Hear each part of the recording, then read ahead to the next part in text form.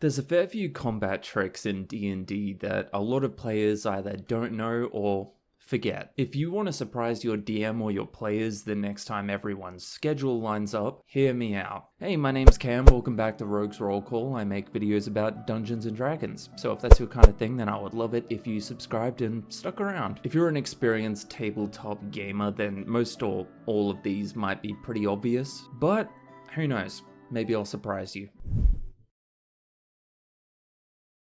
So I know that when you've got the bad guy right up in your business, beating you like he's expecting rent money, it can be tempting to chug a health potion, but if you're playing by the rules, that'll cost you an action. And chances are that on the bad guy's next turn, he's going to hit you for more than what you just healed. He might even knock you out. Some DMs prefer to have using potions a bonus action instead of an action for that very reason. Personally, that's actually my preference as well, but that's a whole other video. But what you're really doing by using a health potion is you're just buying time. An extra round where your mates can help you out, and an extra round where the bad guy is locked onto you instead of them. So some big-brained players out there figured out that it's actually more beneficial if you're in this situation where they're right up close in your business. It's almost always more beneficial to use your action to dodge instead of using a health potion. When you use dodge, any attack against you right up until your next turn has to be done with disadvantage, as long as you can see the creature attacking you. That means there's actually a lower chance of you getting hit again at all, and even if you do get hit and go down,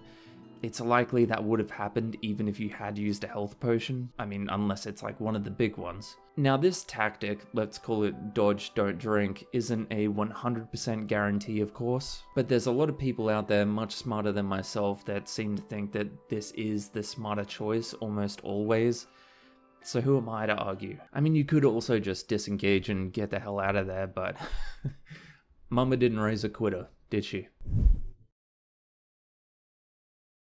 So I made a short not long ago about using cover in combat in D&D, and I will show you one section of that short video, but to summarize, you can really turn the tide of a fight just by using a bit of movement. Half cover, as the name suggests, blocks half of the player's body and gives them a +2 to their AC and their dex saves. 3/4 cover, for example a small window, gives a +5. The big one though is total cover, meaning that your entire body is out of view. You can't be targeted by an attack or a spell, unless it's an AoE or if the spell specifically says otherwise. So in theory, you could fire an arrow and then use your movement to take cover behind the wall, and then you just need to hope that the enemy doesn't give chase. So something I didn't mention in that video was that being behind creatures also counts as cover. This could be one of your allies, it could be one of the bad guys, it could be your horse, although that's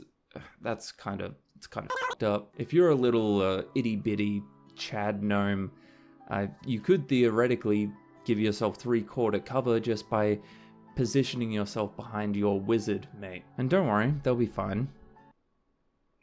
Probably. Total cover, where you are completely out of sight, can be an absolute game changer for ranged classes, spellcasters, or archers. Because what you can do is you can position yourself behind the wall, take total cover.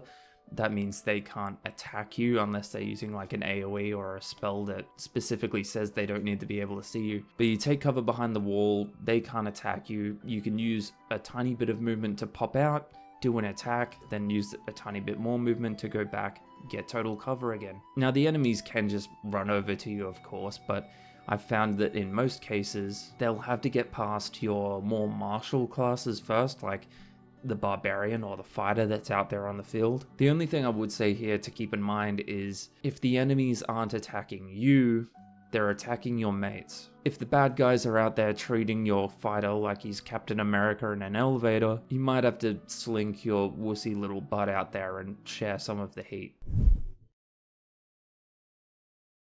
This one I think might be a bit tricky to explain, but I do have an example that I hope will get my point across.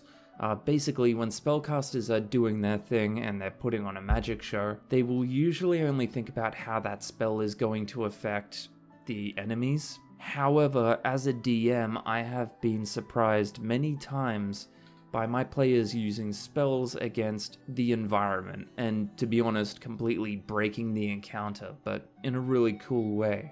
Let me give you an example. So in one of our last sessions, my players were having a long rest at a campfire. It was intended to be a pretty simple, quick encounter, just a couple of thieves. But surprise, surprise, we were one round in when someone decided to use Fireball in a forest. Why?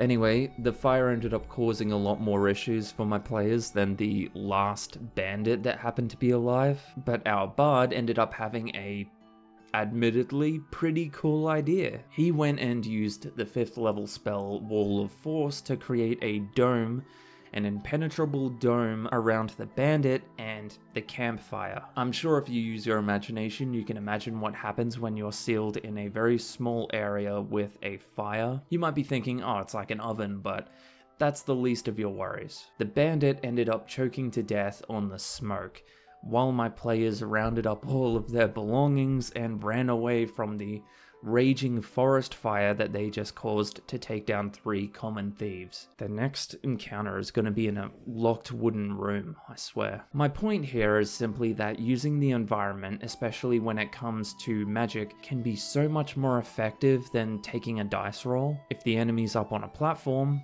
knock it down. If they're down below, look for something to push onto their head. So all of these points, all of these tactics are based off of moments in my own games that have surprised me as a DM. Things that have made it harder for me, but easier for the players. With that in mind, let's talk about my bard again. He has developed this habit for trying to rally NPCs to help him fight. Maybe your players are fighting some goblins in a village, and the villagers are all just kind of standing around watching, frozen in fear. With a charisma check and likely a high DC, you could end up adding a few more allies to the initiative just by trying to call for help. Now obviously in doing this you will run the risk of a few NPC deaths, and depending on the DM, possibly there will be consequences to that, but you would be surprised how much easier this can make the fight for the players, just having some more people there for the enemies to target. On the flip side of that, something I like doing when I get to be a player in a game is checking mid-fight to see if any of the enemies are looking a bit less confident. If your team's winning the fight, it makes sense that some of the goblins would be questioning whether this fight is even worth it anymore. It's entirely possible that with a quick intimidation check, you could end up thinning down the enemy numbers and saving yourself some spell slots or potions. To summarize that whole point, I would just say don't underestimate the effectiveness of either scaring or inspiring NPCs. It can, and in my games it has, resulted in the encounter going from a show to a cakewalk. Those are just 4 combat tactics that I've seen used in my games that make me consider throwing an army of liches at my players in the next session. Getting too big for their boots, you know? But what about you? Do you have any go-to combat tactics that always seem to give you an edge? Let me know in the comments. Thanks so much for watching the whole video, I really appreciate it.